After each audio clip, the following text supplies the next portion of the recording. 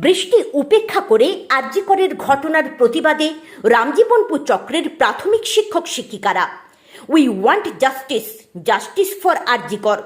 দোষীদের শাস্তি চাই, তিলোত্তমার বিচার চাই, আরজিকরের বিচার চাই। এই সমস্ত দাবি নিয়েই স্কুল ছুটির পর বৃষ্টি উপেক্ষা করেই আরজিকর ঘটনায় দোষীদের দৃষ্টান্তমূলক শাস্তির দাবিতে এবার পথে নামলেন চন্দ্রকোনা 1 নম্বর ব্লকের রামজীবনপুর চক্রের প্রাথমিক শিক্ষক শিক্ষিকারা। রামজীবনপুর চক্রের মধ্যে রয়েছে 67টি প্রাথমিক স্কুল। এই সমস্ত স্কুলের প্রায় 200 জন শিক্ষক শিক্ষিকা হাঁটেন এই দিনের এই প্রতিবাদ মিছিলে। কেউ হাতে ছাতা নিয়ে, কেউ বা বৃষ্টিতে ভিজেই হাঁটতে থাকেন এই প্রতিবাদ মিছিলে। রামজীবনপুর চক্রের উদ্যোগে এই প্রতিবাদ মিছিলের আয়োজন করা হয়। রামজীবনপুর এসআই অফিস থেকে এই প্রতিবাদ মিছিলটি শুরু হয় এবং গোটা রামজীবনপুর শহর পরিক্রমা করে পুনরায় এসআই অফিসে এসে শেষ হয় এই দিনের এই প্রতিবাদ মিছিল। প্রায় 2-3 কিলোমিটার পথ হাঁটেন প্রাথমিক শিক্ষক শিক্ষিকারা। পাশাপাশি এই প্রতিবাদ মিছিলে সুষ্ঠুভাবে প্লাকার্ড, ভারতের জাতীয় পতাকা নিয়ে পথ হাঁটতে দেখা যায় শিক্ষক শিক্ষিকাদের। আরজিকর ঘটনার প্রতিবাদে শহর ছাড়িয়ে জেলায় জেলায় দোষীদের শাস্তির দাবি চেয়ে এবং নিরাপত্তার দাবিতে আগেই পথে নেমেছিলেন চিকিৎসকেরা। দোষীদের শাস্তি চেয়ে এবং নারীদের নিরাপত্তার দাবিতে জেলায় জেলায় পথে নেমেছেন সাধারণ মানুষজন। আর এবার পথে নামলেন শিক্ষক শিক্ষিকারা। তেমনই চিত্র দেখা গেল রামজীবনপুর শহর এলাকায়। রামজীবনপুর এলাকার একাধিক জায়গায় পথ পরিক্রমার মাধ্যমে আরজিকর ঘটনার তীব্র প্রতিবাদ জানান প্রাথমিক শিক্ষক শিক্ষিকারা। তাদের একটাই দাবি, আরজিকর কাণ্ডের দোষীদের চিহ্নিত করে উপযুক্ত শাস্তি প্রদান করা হোক। এমন শাস্তি প্রদান করতে হবে যাতে ভবিষ্যতে এই রকম ঘটনা ঘটানোর কেউ সাহস না পায়। অপেক্ষা করি আজকে আরজিকরের যে ঘটনা তার প্রতিবাদ করলেন, এটা কাদের তরফ থেকে? এটা সমস্ত শিক্ষক শিক্ষিকা এবং আমাদের এসে অফিসের তরফ থেকে। কি চাইছেন আপনারা? আমরা চাইছি যে ঘটনাটা হয়েছে সেই ঘটনাটা যেন শেষ হয় এবং শেষ হয় এমনভাবে যাতে এরকম ঘটনার ভবিষ্যতে না হয়। তো তার জন্য এই ঘটনার সাথে যারা জড়িত তাদের এমন দৃষ্টান্তমূলক শাস্তি দেওয়া হোক, শুধু ফাঁসি নয়, মানে এমন দৃষ্টান্তমূলক শাস্তি দেওয়া হয় যাতে মানে আমাদের এই সমাজে প্রত্যেকটা মেয়ে যে কোনো টাইমে যে কোনো সময় মানে নিরাপদভাবে বেরোতে পারে।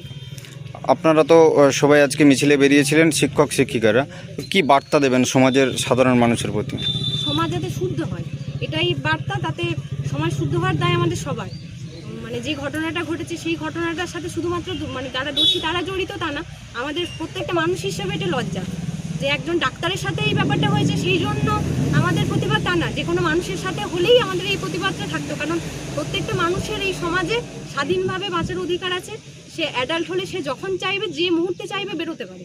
এবং মানে কর্মক্ষেত্রে প্রত্যেকেরই স্বাধীনভাবে কাজ করার এবং মানে সম্মানের সাথে কাজ করার অধিকার আছে। সেই অধিকারটা যাতে আমাদের বজায় থাকে। বিশেষত আমি একজন মেয়ে, তো আমি মেয়ে হিসেবে আরও চাইবো যে আমাদের মেয়েরা যেন সেই জায়গাটা মেয়েদের বজায় থাকে। এই প্রতিবাদ মিছিল কি রামজীবনপুর শহর পরিক্রমা করলো? হ্যাঁ। আপনার নাম? সুমিতা রানা। এটা আমরা সমস্ত শিক্ষকের তরফ থেকে বৃষ্টিকে উপেক্ষা করে আমরা সকলে মিলে ঐক্যবদ্ধভাবে এই প্রতিবাদ জানিয়েছি। কি চাইছেন এখন? আমরা চাইছি যে সমাজ সংস্কার হোক আর দোষীরা শাস্তি পাক, দোষীরা উপযুক্ত দৃষ্টান্তমূলক শাস্তি পাক, আর সেই সাথে পরবর্তীকালে যাতে এই রকম ঘটনা আর না ঘটে।